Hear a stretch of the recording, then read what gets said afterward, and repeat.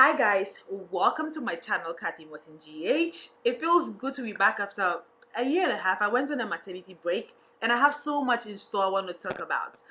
Today I'm here with Samira. and the first thing I want to talk about, so before I did this video, I was thinking, what is the first thing I want to talk about when I was coming back?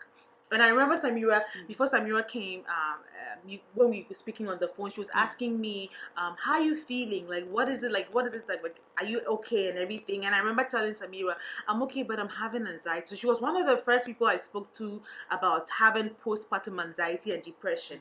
It's like, oh, really? I wish I was there to help you and everything. I was worried. I know. So today, I'm going to share this private part of me and talk about my postpartum anxiety and depression, because I feel like a lot of new moms go through this, but it's something that people are shy to talk about, because everybody expects that when you have a baby, this should be the happiest time of your life, and you should be happy taking care of your baby and everything. But going through negative emotions and depression is like not normal. It's like it's not natural for a mom, so people don't want to talk about it. But today I want to share my experience about having postpartum anxiety and depression and what I did to overcome the situation. So to start with, so to start with, Samira was asking me, so how, I remember you asking me, so how does it feel? Like, what are you feeling? Like, I was wondering, like, when you came home, like, what was that feeling like as soon as you got home? Like, how did it feel as, like, when you were in the environment? Like, how did that feel? Yeah, so when I was in the hospital and I had the baby, everything was fine. Unfortunately for me, my pregnancy didn't go smooth, and I ended up with preeclampsia, which is, something that is becoming more rampant nowadays. And so already before I came home, my mind was on, hey, my blood pressure, I need to check my blood pressure. And I think that postpartum anxiety, usually there's a trigger. There's something that triggers the whole thing to start, and then it just erupts and becomes like a snowball, and it just keeps going on and on. So for me, it was my preeclampsia and the fact that before I became pregnant, I was my healthiest. And I was always working out, me, with my diet and all that. Even when you had the baby bump, you were doing some workout videos on Instagram. I know. So I was like, hey, I try to eat well and I exercise, so I wasn't expecting to get this. So the whole thing just dampened my mood, and I was really, really sad. I was like, why is this happening to me? Because it was unreal, right? It was unreal. Like, it's like, really, I'm healthy and I'm still having this. So that took an emotional toll on me. Like, it was really, really, really stressful and upsetting that I was having preeclampsia. So when I came home, at the hospital I was fine, but immediately I came home, I just knew something was wrong. And people would ask, how do you know that I have postpartum anxiety? So for me, I'm in depression. So for me, unfortunately, I've had it before, so I knew what the symptoms were. But if you are a new baby number 3, I know. So if you're a new mom and you're wondering, how do I know I have this? So the number one thing that I would say is extreme anxiety. When you have a new baby, it's normal to be anxious about, hey, my baby, am I doing things right? Is my baby all right? People check, like, when your baby's sleeping, you go and check your baby every 5 minutes. Yeah, to see the baby's still breathing. She'll be there, like, let me go check on someone. Well, we have the monitor here, so oh my God. So it's okay to have a normal level of anxiety as a new mom. But then if you have extreme anxiety, and I mean extreme anxiety, where I was sweating, and then sometimes I'll hear this sound in my mind, that like a high-pitched sound, and then I'll just feel like I'm fainting, and the anxiety just won't go. Yes, the anxiety just won't go away. Sometimes it's the whole day, sometimes it's a few hours, but then it comes back. And it comes out of nowhere. Like, I don't know. So I remember telling people around me that, they're like, oh, try to be calm. Don't be stressed. I'm like, I'm not stressed. The more you say that, the more I get anxious, because I feel like I didn't have any control over my anxiety. I don't know how it comes about. I'll just be there, and then I'll just be anxious for no reason. And I was trying so hard to control it. But the more I control the anxiety, the more I become more anxious. Because you're trying to be still while you're thinking about it, and it's like, oh, it's not going away. It's still here. Exactly. And then I become more anxious. When I become more anxious, so, and on top of that, with the baby too. Exactly. So extreme anxiety that comes out of nowhere and doesn't seem to go away. And so that's the first thing that gives you an alarm to say that, hey, something is wrong, something is not going right. That's number one. Number two, the other thing was, for me, this is what stuck out. Like, I started having panic attacks.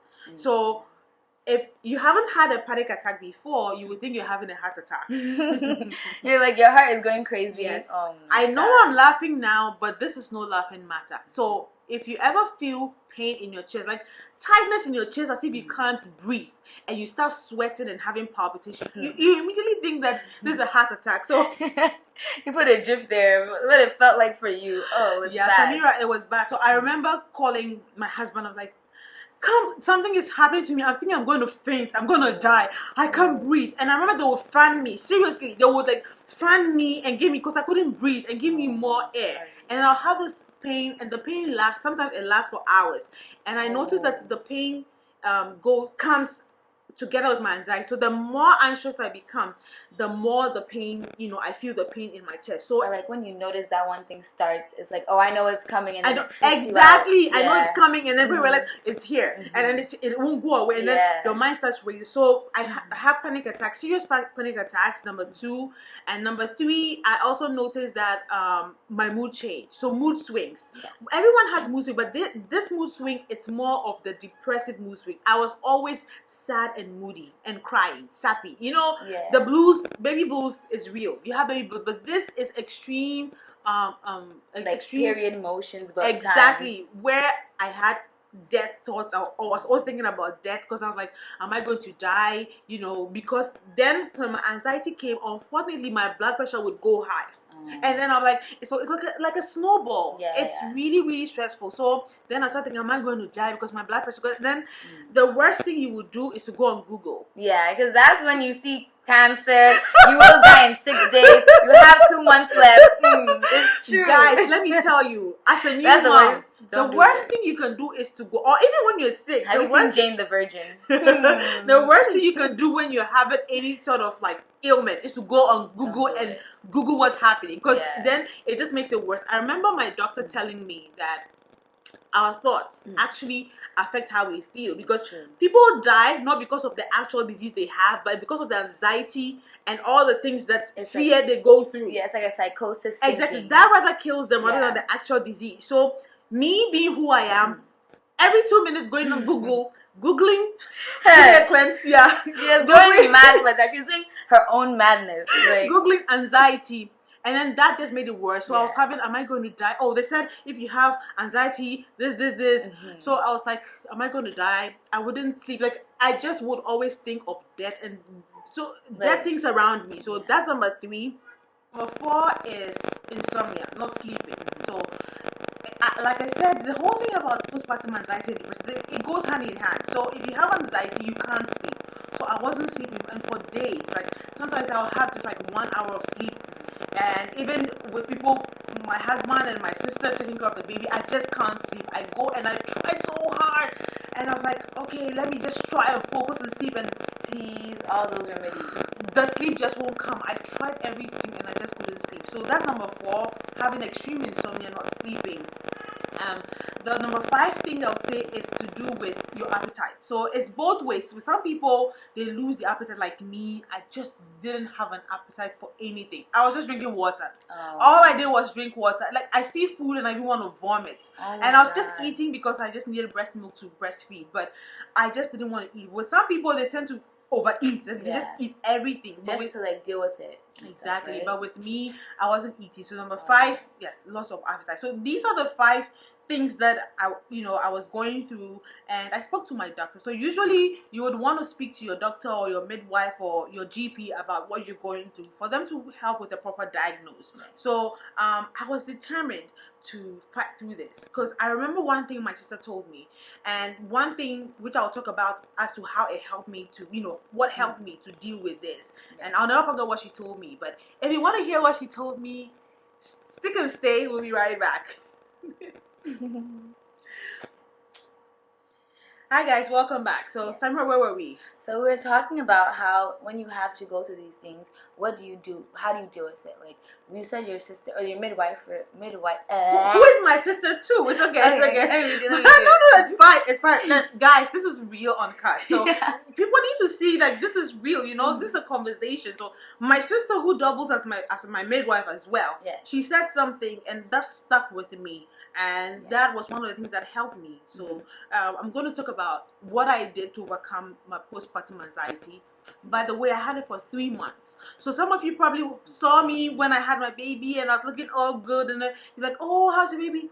I was going through it, guys. But how are you really? I don't. Now I'm feeling good. But back then, I was smiling, but under all my smile, I was suffering. I was going through a lot. But, only people who are close to me know. But so when you see a new mom, sometimes just be sensitive. Or even people in general. Like how we say that you don't know what people are going through, so be gentle on them. Yeah. Because sometimes you see the smiles and people smiling and being nice to you. But like this lady, like I saw on Instagram, she's like around my age, like in her 20s.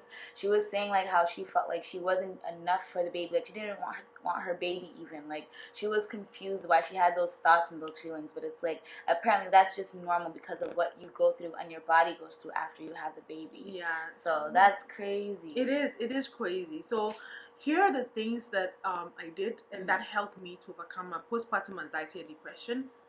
So number one, like I was saying, my sister told me, is to have a point of hope. Yeah. Hope is really important. Faith and hope go hand in hand. It's really important in dealing with this because I think that anxiety, depression, it's all psychological and it's mental. And anything to do with mental, I feel like you have to counter it with mental. Yeah. So it's important to have a point of hope. So for me, my point of hope was my faith in God. People have different points of hope. Like the things that mean so much to them, something that gives them something to look forward to. So like for me, grounds them. That grounds them. So for me, it was my faith, and I held on so much to my faith, and that was my point of hope. So that gave me hope. That gave me encouragement. That made me feel like, oh, things are going to be okay. My hope is that God is with me and I'm not going to die and things are going to be fine and this anxiety is going to go away. So that point of hope was number one. It was calming. So anytime I went to bed, when I started feeling anxious, you go to your point of hope. I started praying. So I started praying. Anytime I felt anxious, I'll be praying. I'm like, God, you know why you brought this to me. I know you're going to take this away from me, and I'll take my Bible and I'll read. You're not the only mother that goes through this. It can't just be Thank you. So I was thinking, this can't be just me alone. There'll be millions of mothers out there who are going through the same thing as me. And I know God is taking care of all of them. And I was like, hey, I have 2 other kids. Exactly. And if you went through these feelings before, I know God is going to take care of me. And sometimes you feel like because you've had it before, you won't have it again. So this is my second time having it. I had it before and I thought, oh yeah. I'm a pro. I know how to do it. But so it hit me hard this time. And my husband said, Samira, Dad said to me, I've never seen you this low in your life ever. I've been with my husband for almost 16 years. This is the worst and the lowest he's ever seen me. And he said, and that should tell you guys what, I was really going through, under all the facade of everything you were seeing. So number one was my point of hope that I had. Number two is to have help. Yeah. Women we are not super women. We can't do it all by ourselves. It's okay to ask for help. It's okay to tell people like, hey, I'm going through this anxiety and depression. It's affecting me, but I need help. I need you to help me with my baby. I need someone to take care. And be willing to accept help. Because for me, it's difficult for me to accept help. I feel like I'm the only one who can take care of my baby. Especially as an independent person. Exactly. But know this. If you die, God forbid, someone else will take care of your baby. If you're in the hospital and you're sick, the nurses will take care of your baby. Exactly. So accept help, guys, because you can't do it all by yourself. You're not sleeping. Yeah, you have to deal with hormones already. Exactly. You're having this thing. So please accept help from people and ask people. Tell your family members, your friends. Don't Google. Can you watch me, Samira? Can you baby Samira? Can you babysit Selma for me for a little bit? Can you watch for 30 minutes? Let me take a little nap. So accept help. Number 2. Number 3, talk to your family about it. Because the more you talk about it, the better it gets. So talk to someone. Talk to your healthcare provider, your gynecologist, your husband. Let them understand what you're going through. Let them know that it's serious. Because sometimes it can be so in the air. People won't understand. Like when I'm saying what I'm going through, people will be like, but you look fine. No, but it's inside the brain. It's in your brain. So the outward must be okay, but then the inward is not good. So talk to someone about that it. That knows you the most, at least, so they can tell you and remind you about yourself. It could be a therapist. My doctor prescribed that I speak to a therapist. You know, talk to a therapist. Talk to someone about it. Don't keep it inside, because it could be eating you inside. I also know someone who died because she was going through anxiety and depression, and she was even a doctor. Wow. Because she thinks she probably knew a lot about it since she's a doctor. Oh, I could self-care. But when you think about it, it's like we're social beings. We all need somebody at the end of the day. Exactly. So talk to someone about it. That's the number 3 thing I'll tell you. The fourth thing that helped me is exercise. Believe it or not. It's true. So you might be tired. You know, when you're tired and you're not sleeping, the people think like the last thing you should do is exercise. But guess what? When you exercise, you feel refreshed. So I realized that I started exercising, and all of a sudden I started sleeping better. Wow, your body is like released. It's like dopamine. It has exercise. Thank you. I feel like the exercise was releasing the bad energy. Yeah, like whatever I was going through when it just came out. Sweat. Exactly. So exercise really helped me. So when I started exercising, I also started eating better. I started sleeping a bit better than I was, and I started feeling a bit more relaxed. So anytime you exercise, I know it releases these chemicals, you know, in your body. Is it dopamine or whatever that gives you that energy or excitement or whatever. So number 4 is to exercise. It could be just walks, because you know, I had a C-section. I wasn't doing anything major. All I was doing was, it started with 10 minutes walking for 10 minutes, then 15, 20. Like, take your time with it, and little by little it will grow. Exactly. And try and do it earlier in the day, not later in the day, because when you exercise later in the day, sometimes it can affect your sleep pattern. So in the morning, when your baby takes a nap, or give your baby to your husband, your sister, your friend, anyone, watch your baby for a little bit, or go with your baby, take your baby, hold your baby, and just do a 15-minute walk, and then you feel better. And then the number 5 thing that I'll talk about is your diet. So that affects the inside. Like, most definitely, like, for example, if you eat well, you feel fresher. Like, say someone that eats fresher and natural, when they eat something like McDonald's or something that's fast food, you realize your body can taste or feel how heavy it feels in your body. Exactly. So eating fresh helps. Smoothies, you like smoothies, like detox. My favorite. Green smoothie is my favorite. Like, it was my go-to. Pineapples and kale. Yes, pineapple, kale, pineapple and lettuce. That's my thing.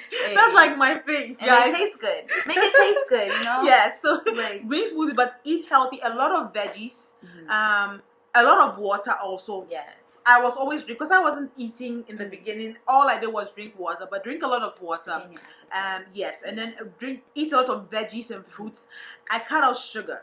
Oh yeah. Yeah. So I'll talk about it in my next episode about how I lost a lot of weight at once, but I cut out sugar from my diet. I wasn't eating sugar and salt, but also because of my preeclampsia, my blood pressure, I was determined to get it down. So I had no choice but to eat healthy, because I was battling 2 things at the same time. Your body was talking to you.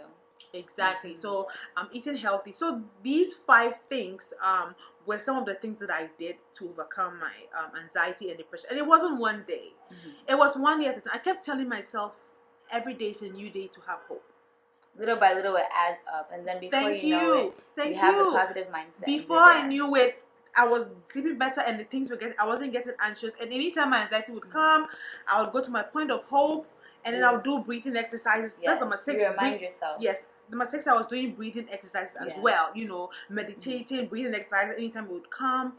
And like I said, you know, by God's grace, little by little, I started feeling better. Believe me, guys. I never thought it would end.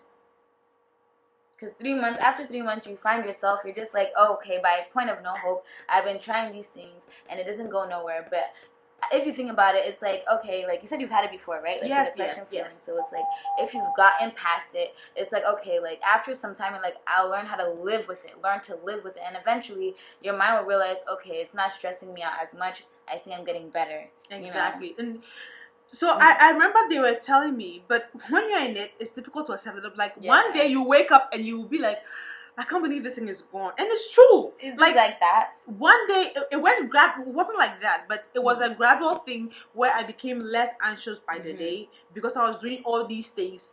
Until one day I got up and the things that were triggering my anxiety they weren't triggers anymore. Do you know that reminds me of like heartbreak? Like if you have it, it's like in a jar, and the circle just gets smaller. It's still there, but it's still in the jar. Like eventually, you just get used to it. Exactly, you get used to it, and it just won't. You not get started, and you not get anxious, about that thing anymore. So, in a nutshell, this is my experience with postpartum anxiety and depression. You can go and comment in the comment section and share your experiences with us, because I know it's something that affects so many women, yet still people don't talk about it. We don't give a lot of attention to it, but maybe through what I'm sharing, someone would understand what you're going through, or someone will pay more attention when they're pregnant or they have a baby, when they start seeing this sign, so that they kind of like don't let it get too far, are able to find a solution to it. So and someone to relate with exactly. So this is my experience, guys. I hope you can pick something from it and just make yourself better. To all new moms, you guys are doing so well. It's great to be a mom. It's a great feeling, and I hope that every mom will go through the first few months successfully without going through this. But unfortunately, if you do go through this, just know that you're not alone, and you can seek help, and you can get better. So go ahead. Oh, and make sure you always have someone that's there to support you, and find someone that you can always vent to, because letting it out is like an emotional release. It's good to cry, but it's good to also feel those feelings, so that way you're not feeling like it's all bottled up. So okay, so until next time on my channel. I mean, this was good, Samira, right? Like this is good. Me too. I learned some things. So next time on my channel, we're going to talk more about postpartum stuff. I want to do this series of postpartum stuff, like to help new moms and people who are pregnant, and to know what to expect. So until next time on my channel, Kathy Morton GH.